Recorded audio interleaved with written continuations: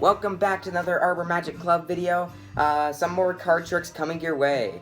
So, for this one, I'm going to do this on William as a spectator. So I'm going to take a few different cards, and I'm going to lay them out face up. They all look very random. Yeah, and we could just make sure, we could give them a few cuts along the way just to make sure that they're mixed up. This is totally random as well. So we're going to lay out 16 cards here that are all random. And I'm going to have William go ahead, look at one card, memorize it, and I'll have him take our magic wand, which is right here, and I want him to point at the card. I won't look, and he'll take the card and he'll show the camera, just to make sure. Alright, and when you have that memorized, go ahead and set it back down. Okay, can I look? Yes. Great. And so, we'll turn all these over now.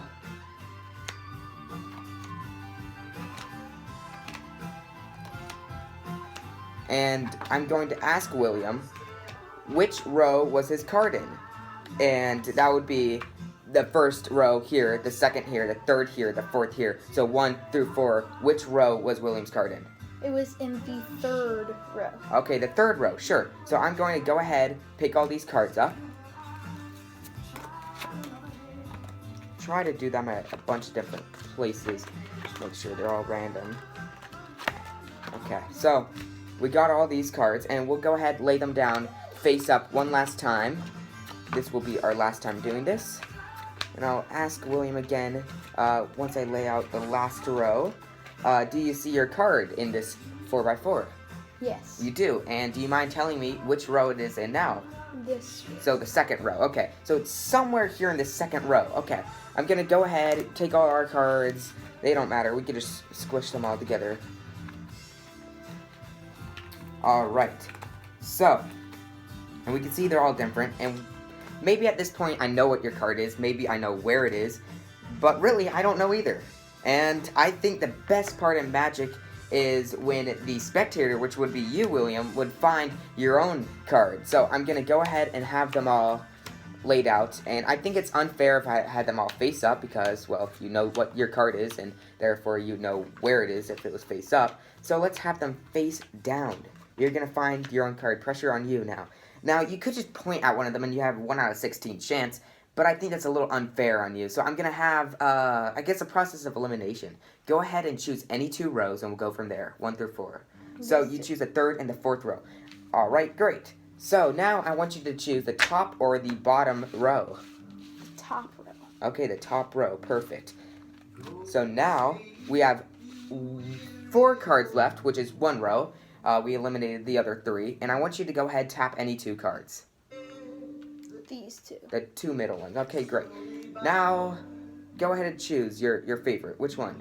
Right or left? This one. Great.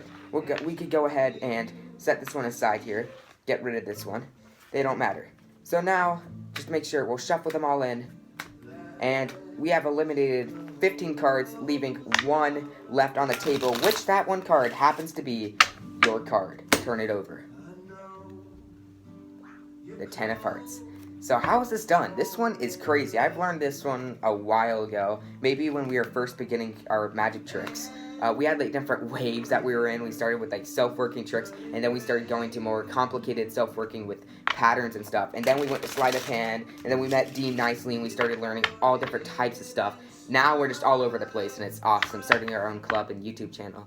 So, let's see. It really doesn't matter. You just need 16 random cards. Let's go ahead and take out our 16 face up. So you can have them shuffle this beforehand and say, go ahead, lay out any 16 that you like, or just mix them up and take the first 16. So here we have our 16. Make them all look nice in this 4x4 pattern. And I'm going to make this really easy for you to see. I'll take out all the aces. Do we have a 4th ace? No. Alright, here it is. So we'll get rid of this row, and we'll replace it with the 4 aces, because I'll show you how it's done.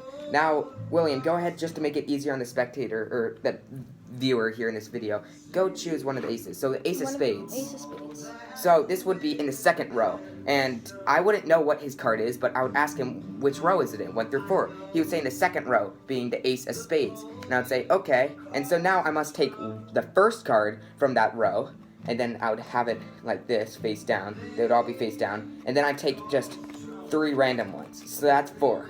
Now I take a random one and have it as second, and then third, fourth. And they don't matter, I just need to get them in that order, being 3, and then like this, 2, like this. You can put it in any last. order. You just need to know the order. Like, Yeah. you could pick it up in order, like boom, boom, boom, boom, boom, boom, boom, boom, as long as you know where on the thing the row is. You don't, at this point in time, you don't know what their card is. You just know that it is, that's the reason you lay out the second time. I'll show you.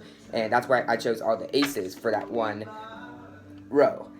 But you don't even pick it up like 1, 2, 3, 4. You don't have to do that. You just have to choose the first card being from his row, and then you have just 3 random ones, and then the second one would be from that row, and then 2 random ones, and it goes on. So now you have it in a certain pattern. 1 at the top, then you have those 3, then you have the second, and then you have the third, and then you have the fourth. And so now you lay them all out again, and look how that pattern benefits you. That you can see clearly, but they can't. Can you see this? That it's an ace here at a diagonal in this 4x4 square, and it's just completely amazing because you see it clearly, but they don't. So you just know, okay, now can you tell me one last time which row it is in? So now William's going to say the second row again. And since there's 1 in each row, now you know exactly. Exactly. You know which point it is on your little plot here out of your 4x4. So you had one row, which was the aces at the second row, and now you just put it at a diagonal going through all the rows. So now whatever card he had, like the first one in the second row would be the ace of diamonds, and now you know exactly what his card is. You first knew what row it is, and now you just put that row out on the entire spanning across the entire 4x4. So now you know it's the ace of spades. So what do you do now? This is, I think, the coolest part. You can maybe just go ahead, so I guess if you don't have time or if you want to, you could just say, well, your card is the ace of spades. But I think that's a little bit too plain and not as cool. So now you can go ahead, look through when you're picking them up and just set the ace of spades. You can even fake shuffle them, move them around and stuff. Just make sure you get their card, William's card, the ace of spades, somewhere where you remember. I like putting it at the top or maybe like the bottom, but in this case, for the first example, I had it at the third to the bottom. So now it's going to be the first, so remember that, it's right there, and then we lay them out face down, and this is when I would go on to say, like, I want you to figure out where your card is, which I think is the most coolest part in Magic, because the spectator's now doing all the work, and I think that just makes them feel like, wow, I'm the magician, this is so cool, and yeah. So now you know it's right here. So this is called the magician's choice. This is a big key and a big principle here in this one trick. So now William's going to choose any 2 rows. They don't really matter, and I'll show you how. So let's say he chose this row and the third row. So he chose the first row in which he had his card. That means you have to leave those 2 rows, and you get rid of the second and the fourth one. So you get rid of these here. But if he chose these 2, it's your choice here, because the spectator doesn't know what's going on. It's the magician's choice. So now I'm going to say, okay, these 2, yeah, get rid of them. So now that forces him to keep his cards, and you do that the whole way through. Top or bottom. He chooses top, you get rid of the bottom. He chooses bottom, you get rid of the bottom.